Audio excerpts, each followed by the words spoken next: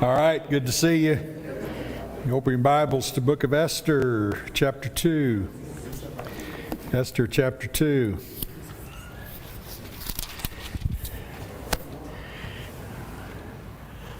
Okay, so if you remember, the author has set us up with the first chapter, a lot of very humorous events. I think you maybe talked about that hopefully last week, but a lot of humorous events that take place here.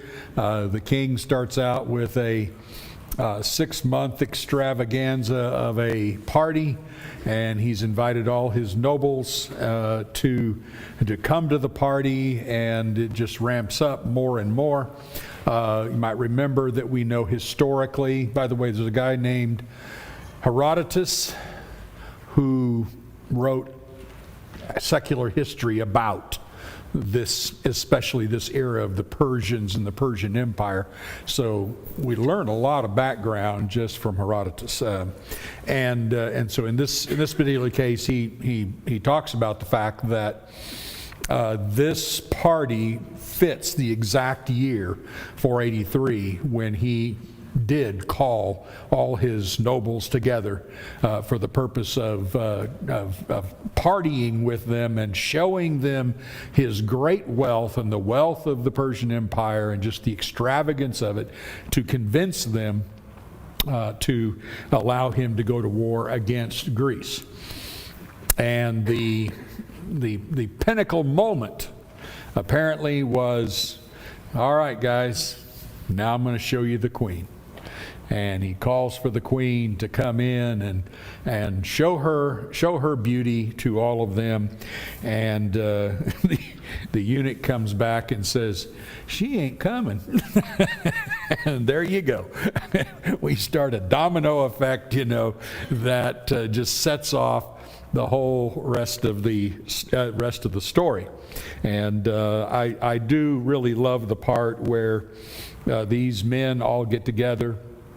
And I can't help but think that Jews years later read this first chapter and they all just died laughing, because all these men are going, we're going to insist that these women respect us, and so we're going to put out a law and make them respect us. And, so that they don't do something like Vashti did, and wouldn't that be awful? And we'd lose our wives. We'll threaten them. You do that, we'll just get rid of you. And I don't know. The rest of the men might have thought, wait a minute, I don't know if I want to lose my life like this crazy king did. At any rate, there's the situation, and we're all set then for chapter 2. Just a little background here. As far as dates are concerned, this is interesting. So as we said, chapter 1 is taking place in 483 BC. Queen Vashti gets demoted and is never going to be allowed to come into the presence of the king again. And that is in the 3rd year of the reign of Xerxes. So you have all of this set up. And then Esther did not become queen for 4 years. So she does not become queen until 479 BC in the 7th year of the reign of Ahasuerus. So you see her becoming queen at that time. So there's all this gap of time, and you say, well, what was going on in between? Well, he's off at war. He gets the approval from the nobles, and so he takes off and goes and battles Greece, and he's in the midst of just being humiliated in the war against Greece and trying to conquer them. And in his defeat, he utterly depletes the Persian treasury. So they were so wealthy, and then after this, he's not only lost so much of his money, but he's been discredited before all of his subjects. So he comes back an entirely different king than he was before. In fact, Herodotus describes the king's life after his defeat as sensual overindulgence. He has numerous sexual encounters with anything that he can find, and what is his demise is he begins having sexual encounters even with the wives of some of his officers, which leads to him being assassinated in his bedroom in 465 BC. And of course, that's not the first time somebody tried to assassinate him, because we have an assassination attempt even in this particular story. So you get a little idea of this man. He really needs the Lord. Let's just put it that way. He could use God and get himself back into this. Now, one other thing as far as background, lest you think, now, when you just read the story, you say to yourself, whoa, he lost Vashti and it's 4 years before he gets another queen? I don't know that any guy would like that. That didn't sound good. Well, he's like Solomon. He has oodles and oodles of concubines at his disposal at any given time. He's not a monogamous man. The queen is just the head girl. He's got plenty of other girls. In fact, his great-grandson, who is Artaxerxes II, we know he had somewhere in the neighborhood of 360 concubines. And it was not uncommon for Persian kings to have a large harem of concubines, and so often, they just gathering these girls and bring them in. And just like we see in Esther, one night with the king, and he may never ask you back, and you end up the rest of your life living in luxurious desolation, basically. So there you go. So aren't you glad you weren't born in that particular time period? And these are some of the things that the author of the book is loading on to us. He wants us to read this and keep seeing this foolish extravagance that goes on, and the sensuality, whether we're talking about eating, drinking, or sexual things or whatever, just the whole sensuality of the empire. Just a little side note here. It is believed by many, and there is really good evidence for this possibility. A number of very highly regarded commentaries and scriptural students of the Bible who suggest that Ecclesiastes is written somewhere during the Persian Empire. And Ecclesiastes fits that. You might remember in Ecclesiastes, in fact, just go over to Ecclesiastes chapter 10 and get a little idea. Just see if this isn't a perfect description of what we're seeing in the Persian Empire. So Ecclesiastes chapter 10. Take a look beginning at verse 5. The preacher is describing what it is like to be under a foolish king or ruler. In fact, from verse 5 all the way down to the end of the chapter, he talks about this. This, by the way, is one of the things that tells you that Solomon himself was not the author of Ecclesiastes, but the author of Ecclesiastes in just chapter 1, verse 1 through 2:23, puts himself in the position of Solomon. Because later he says, don't think former days are better than these, and things like that. And he talks about the present time as a time of injustice and suffering and all this, and you're kind of scratching your head going, wait a minute, the days of Solomon were fantastic. What are you talking about? 1 Kings 4, verse 20 and verse 25 just tell you that everything was just fantastic. But here then, if this is Solomon writing, then you kind of go, why is he talking about all the bad things that are happening? Why is he talking about rulers in high places that are doing all this? So I throw out, not that we're studying Ecclesiastes right now, but I'm throwing this out a little bit just so you can see this parallel. So look at Ecclesiastes 10 verse 5. He says, there's an evil that I have seen under the sun, as it were an error proceeding from the ruler. Folly is set in many high places, and the rich sit in a low place. I have seen slaves on horses and princes walking on the ground like slaves. He who digs a pit will fall into it, and a serpent will bite him who breaks through a wall. He who quarries stones is hurt by them, and he who splits logs is endangered by them. If the iron is blunt and one does not sharpen the edge, he must use more strength. But wisdom helps one to succeed. Now, all those words are just basically saying when a fool is reigning, he has to put a whole lot more effort into trying to get done what he wants to get done because he's a fool.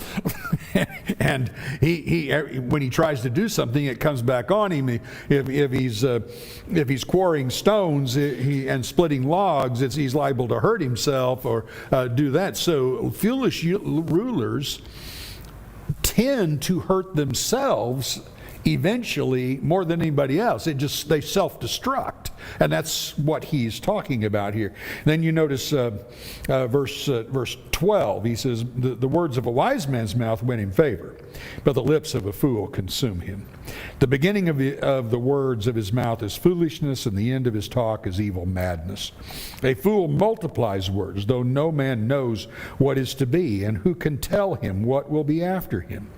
The toil of a fool wearies him, for he does not know the way to the city. That's my favorite. You get this foolish king and everything. Look, he can't even find his way to the city. He's a mess. I mean, he's ruling, and before.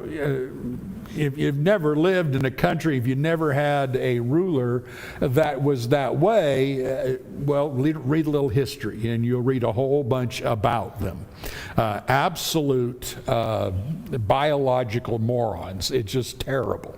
They can't reason at all, and they come up with the most idiotic kinds of laws and rules, and they just self-destruct. And so this is what he's describing here. And so then verse 16, he says, woe to you, O land, when your king is a child. Your princes feast in the morning, but happy are you, O land, when your king is the son of nobility. Your princes feast at the proper time for strength and not for drunkenness. Through sloth the roof sinks in, and through indolence the house leaks. Bread is made for laughter. This is their motto. Bread is made for laughter. Wine gladdens life, and money answers everything. Okay, you've never heard of a politician that taught that, did you? Yeah, it happens all the time. So anyway, there you go. A little bit of that, and I think you'll see that reflected a lot in our text. So let's start, and I'm going to ask you some questions now as we get into the text and listen to your observations. So you notice right in the very beginning, verse 1, you see, after these things, when the anger of King Ahasuerus had abated, he remembered Vashti and what she had done and what had been decreed against her. What are your thoughts about that? What's going on there?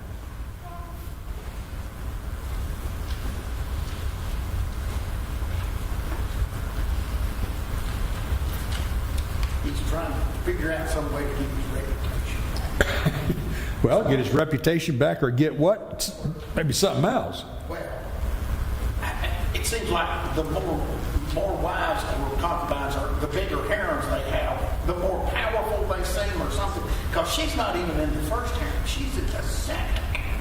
Well, no, we're talking about Vashti here. Yeah, Vashti. This we're not. Yeah, but we're not Esther. Yeah. So he remembers. But so what's he doing? What's going on? What's happened that all of a sudden the Scripture would say that he's gone back to thinking about this? So time has passed. So obviously something else has taken his attention. All right. So some time has passed by, and what's the Scripture say? He remembered Vashti.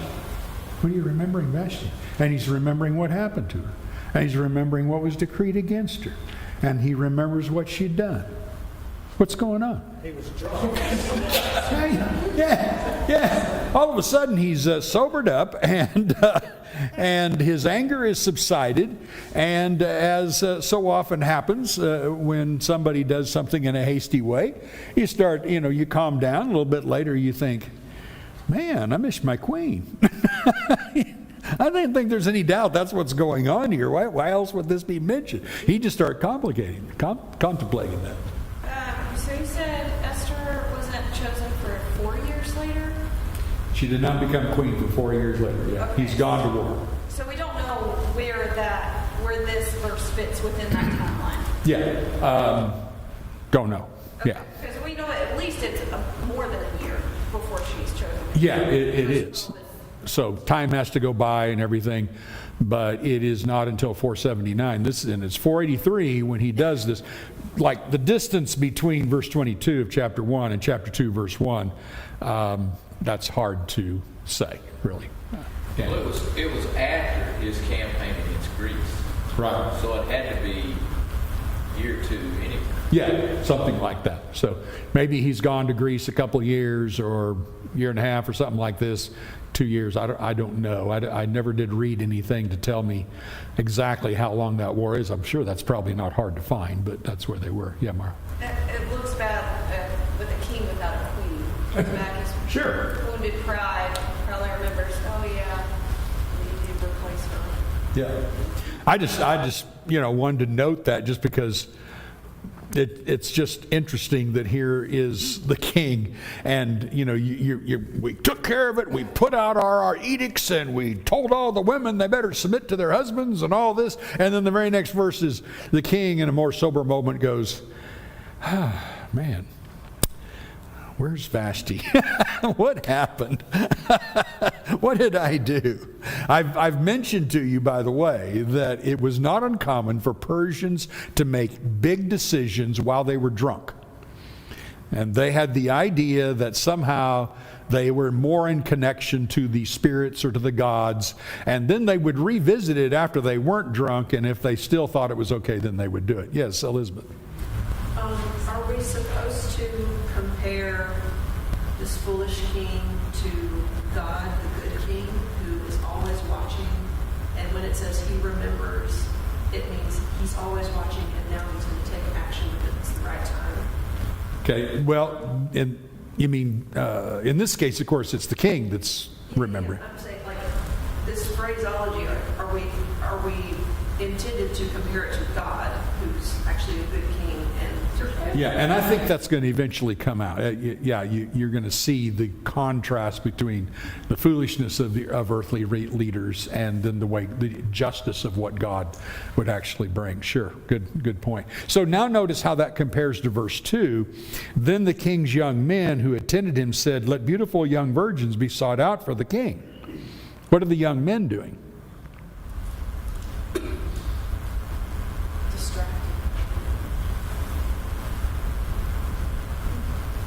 Distracting the king. Yeah. They apparently see the king moping around about remembering Vashti, and they go, well, this is, we need to get his mind off Vashti. And so they say, look, we'll just gather all the most beautiful virgins in the whole empire and bring them here, and you can just enjoy all of them and pick one out. So any secular dirtbag of a king is going to say, that just sounds wonderful. So you're getting a sense as to how God is really setting this up as this is a disgusting human being here, and this is a disgusting empire, and all of those things taking place is just really weird. And so they go on to say, verse 3, and let the king appoint officers in all the provinces of his kingdom. So Persia is a really large kingdom. So he's going to appoint these officers, all the kingdom, and to gather all the beautiful young virgins to the harem in Susa, the citadel, and under the custody of Hegai, the king's eunuch, who is in charge of the women. Let their cosmetics be given to them. Let the young woman who pleases the king be queen instead of Vashti. And this pleased the king, and he did so. So remember, they have a really good communication navigation system, and though this empire is big, they got like a Pony Express goes on, and it just goes out everywhere. So it probably in a matter of days, they're harvesting young virgin women to bring to the citadel here and begin the process of preparing them, as we know a little bit later, for a whole year of cosmetics and everything to prepare them for coming before the king and spending a night with the king and letting him then make a choice. All right? So, maybe first and foremost, this obviously, I would say, we would all agree, this kind of thing really offends us. we would, if we were living in a country like that, we'd be going, boy, if it weren't for the fact the king would kill me, we'd be getting picket signs and marching in the streets, no more virgins for the king, or something like that. That we would not like that. Danny? I don't know. It sounds like Apprentice for the Bachelor to me. Yeah. What are they? Don't they do this on TV at times here? So, there you go. Before this class, I've always pictured it as a beauty pageant, like Miss America, which is... Yeah, it just takes a step further. It's a few thousand steps further. Yeah, that's exactly right. Now, when you read a lot... Go ahead, Drew. Well, I think probably the reason why it feels especially important to call this out is this is not a spot of consent. Like, these women are doing something with their life, and then you get a call one day and you get carted off. Yeah. And a lot of this is happening against your will, and this is somebody's daughter. This is, I think that's the part that's especially, it's not just a beauty pageant or things like I understand that piece, but that's why it's terrible. Exactly. It is an absolute disruption of individual lives. And as we mentioned a minute ago, these girls are all going to come here. They're going to spend a night with the king, whether they wanted to or they didn't want to. Maybe some were excited about it, and I'm sure there were a lot who were just like, this is terrible. But if they don't win this beauty contest, as I mentioned, they are in luxurious but desolation for the rest of their life. They're carted off to the harem, and that's the end of it. And the king probably never calls you again. Why should he? He's got more virgins if he wants to call them. I think since such a thing still exists today, it's very important to remember God's structure for one woman, one man, and you don't go steal your neighbor's wife or her daughters and bring them in as your property, because there is still the largest growing religion in the world. That's what they believe. That's what their book teaches. We think this was way back then. Way back then. It's today. Well, not to mention the, I don't know how many of you have seen the movie Sound of Freedom, true story of approximately 1 million children taken into slavery and carted all over the world and just used by mostly by rich people. But at any rate, this is devastating. By the way, and there's many who write about this and go, this king is just sexist and everything, and this is just a woman thing. Well, wait a minute. Herodotus reports that 500 young boys were gathered each year and castrated to serve as eunuchs in the Persian court. So one might argue that maybe the women had it a slight bit better. I don't know. At any rate, that's what went on. So you see what the book is doing is it's again continuing to emphasize the extravagant, sensual, sinful nature, and most importantly, nobody has control over their lives. The king at a whim can just go, you're dead, you're alive, you're mine, you're done, you're whatever. And just like that. The queen can be deposed, somebody else can come in. There is all of these things. So that's the first thing that we need to always keep in mind. So what would you think about the fact that the author here does not stop and condemn this. Why doesn't the author say something about this, this is typical of the Persians and it's a very, very terrible thing, or something, just to comment that this is it. So a lot of people talk about that when they're studying this book. They go, why doesn't the author condemn this? This is terrible. Why doesn't he just write it like they're just as normal as it can be?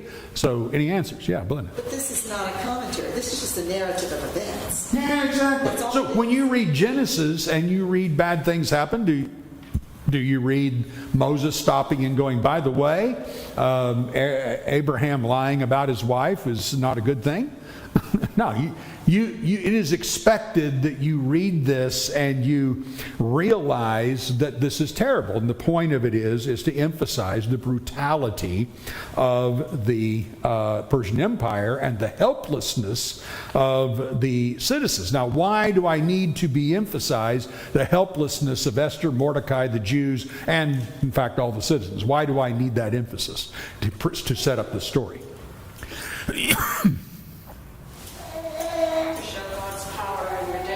That's right. You have no power. This is not by the power of Mordecai or Esther. They're not going to step up and somehow be able to correct all of this without God. And so the author is getting you to realize that behind the scene there is this unseen power that is going to begin to step in here at this time. All right, a little answer to some questions that have been given here that some of you have asked me. Verse 5, now there was a Jew in Susa. Here's our introduction to Mordecai. A Jew in Susa, the citadel, whose name was Mordecai, the son of Jair, the son of Shimei, the son of Kish, a Benjamite, who had been carried away from Jerusalem among the captives, carried away with Jeconiah, king of Judah, whom Nebuchadnezzar, king of Babylon, had carried away. Okay, so we are at 483 BC. When did Jeconiah when was Jeconiah and his captives carried away? Over 100 years ago. Yeah, what's the exact year that Jeconiah was carried away? 586. Pardon? 586. That's when Zedekiah was king. When was Jeconiah king and carried away? So the previous one. May you know the second carrying away? What date? This is going to be on the quiz on Day of Judgment. 597. 597, exactly. So it's 597. And so we have well over 100 years.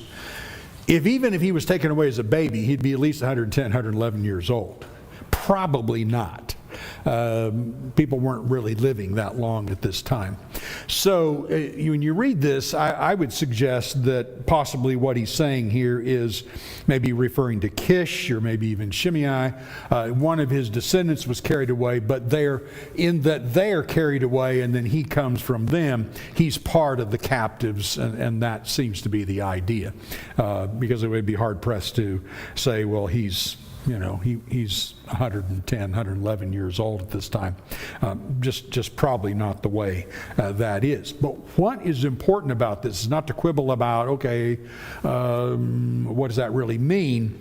But look beyond those details and note that the author is defining Mordecai in the context of the nation of Israel and what has happened because of their sin. He's just like all the other covenant people. He is part of the curse, but he's part of the covenant. And so in the midst of all of this ugliness that's going on with the king and Persia and all of that, there is a man who is part of the covenantal promises of God. Right in the midst, he's a pretty important guy. He sits at the gate, indicating he has some position of honor, and he's then in the midst of this, and we want to keep the connection. In other words, the author is going, there's still a covenantal connection here with God. As bad as this looks, as horrible as this empire is, there's still a covenantal connection here.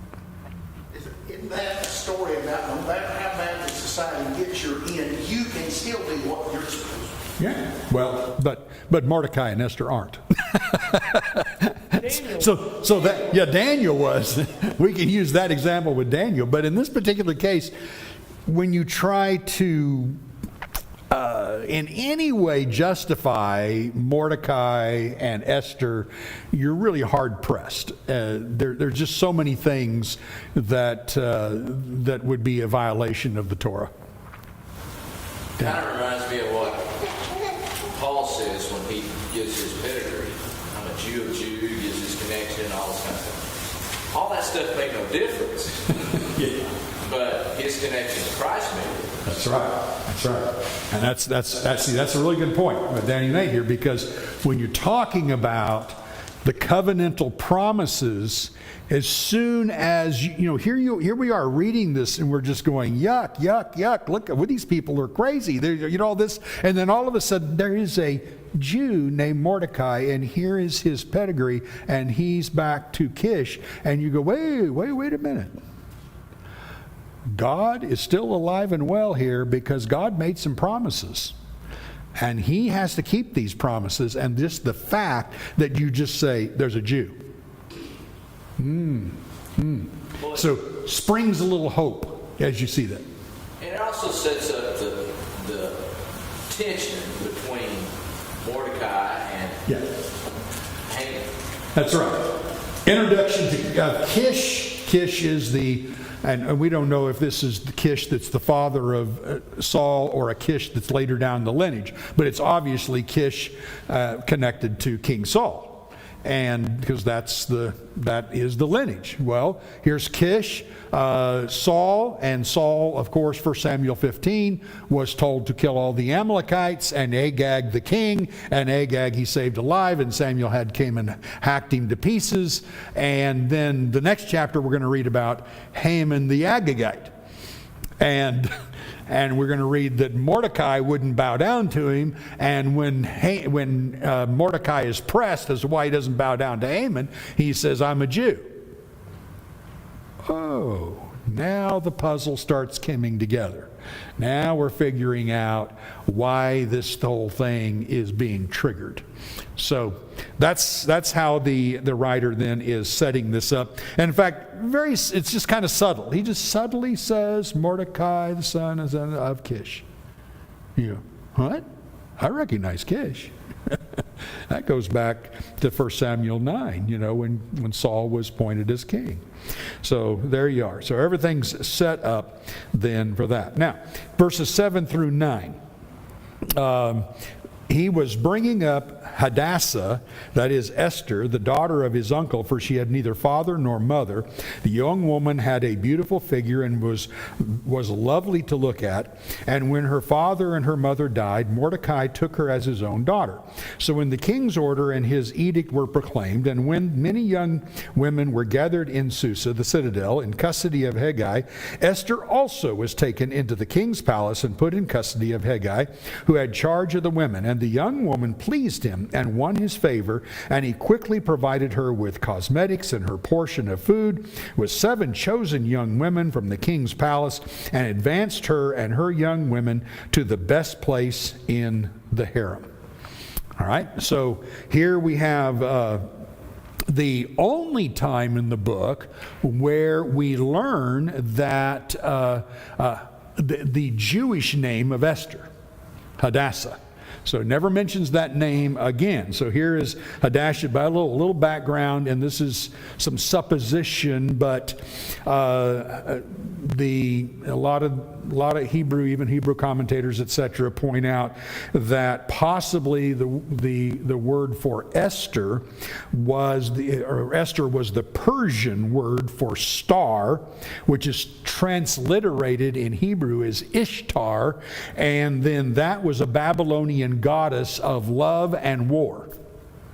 And so there's a supposition that she was called Esther after the Babylonian goddess of love and war. Now, when you read Esther's life, do you see her as like a goddess of love and war? Yeah, you do. because she's a goddess of love to the king, and she's a goddess of war to those who are her enemies. And she just takes it apart. So maybe that's what it is. But here's one of the interesting things. In the beginning of the book, she's referred to as Hadassah. And then in verse 10, Esther had not made known her people or kindred, for Mordecai had commanded her not to make it known. So in the beginning here, she's hiding her identity. She is going full bore. I mean, do you see this woman walking in here grumbling and griping about being taken? Nope. She walks in there and goes, well, okay. If I'm in this contest, I'm in it to win. And she impresses everybody who comes in contact with her, including the king's eunuch. He is so impressed with her that he exalts her, and it's just like, here we go. I'm full in. I'm going to win this. So that's what you see with Esther. And yet, here in the beginning, she appears weak, doesn't reveal her identity, submits to a pagan king, one night with him, before marriage, all these things. And at the end of the book, when you get to chapter 9 and verse 29, she is called Esther, and then she is referred to as Esther, well, let's see, where is that? Esther, the daughter of... Get to 929 here. The Queen Esther, the daughter of Abihail and Mordecai the Jew. And what's she doing? She's leading the whole country. She's writing the laws. She's the one who is doing all of this and conquering the Jews. So in the beginning, she's taken, she's at the mercy of the king, she's all this, she's hiding her identity. At the end, she is Esther, the daughter of a Jewish woman, a Jewish man, and she is in control. So she merges the two sides of her. She merges from being a hidden Jew to a public Jewish Persian queen. Bam. And has this power. So you're seeing that parallel there as you go on. Then notice what's said about her. So how does the author describe her? Orphan. She's drop dead gorgeous, isn't she? Oh, she was an orphan, true. Yes, she's a drop-dead gorgeous orphan. Yeah, she doesn't have a mom or a dad. They died. Mordecai, her cousin, is taking care of her. But describing her, you notice the words. Beautiful figure, was lovely to look at. And she was a strong believer in God, and she loved God, and she didn't know what to do, so she just went on, and no, that's not what he says. Sorry, that's in the other version that somebody made up. You see, it's just about her beauty right now.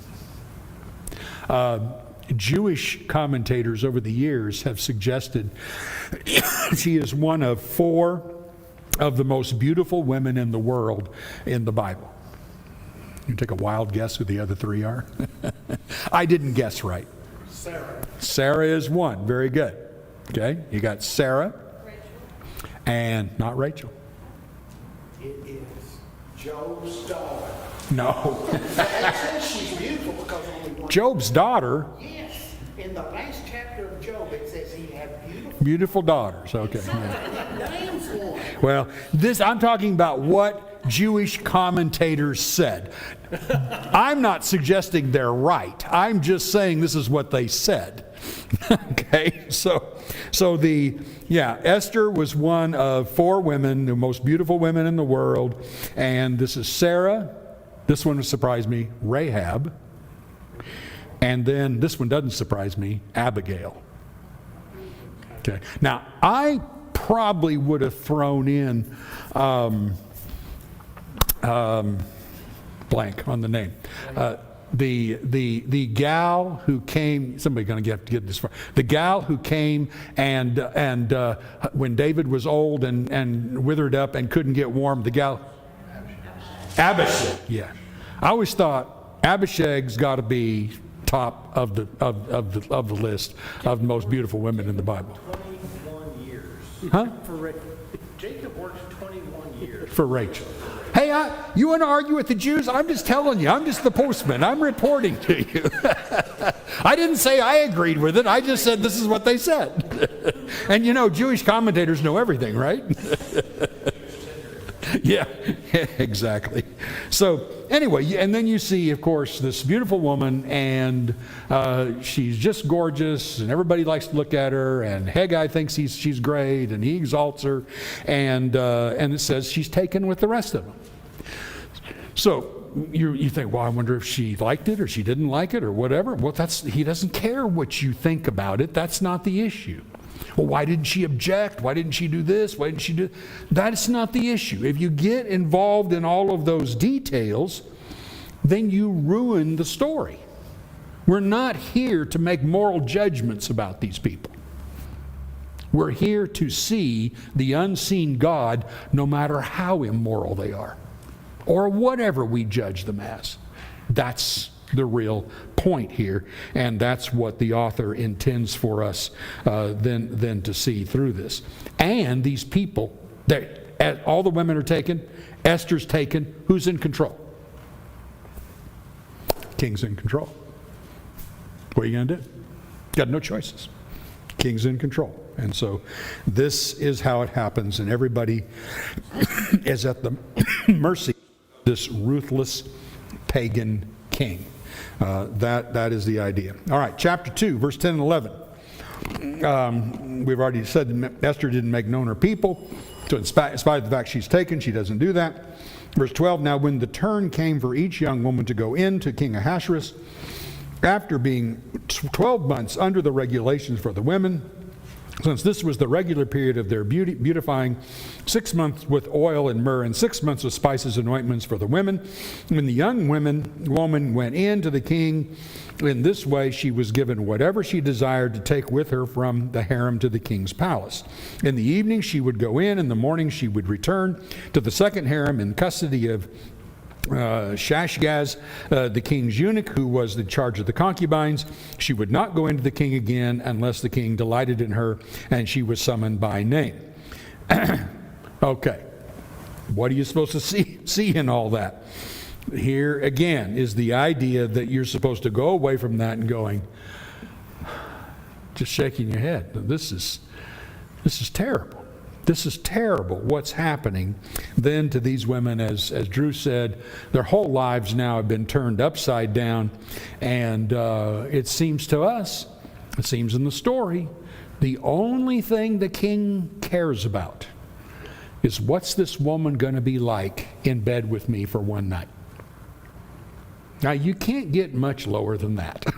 Just like, you kidding me?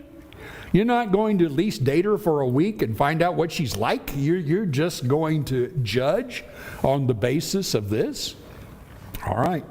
So you see Mordecai still being very protective. You go on to verse 15 down through verse 18, and you see that he is constantly trying to make sure she's okay. But when she goes in, verse 16, when Esther was taken to King Ahasuerus into the royal palace in the 10th month, which is the month of Tebeth, in the 7th year of his reign, so there's that period of time, the king loved Esther more than all the other women, whatever that means.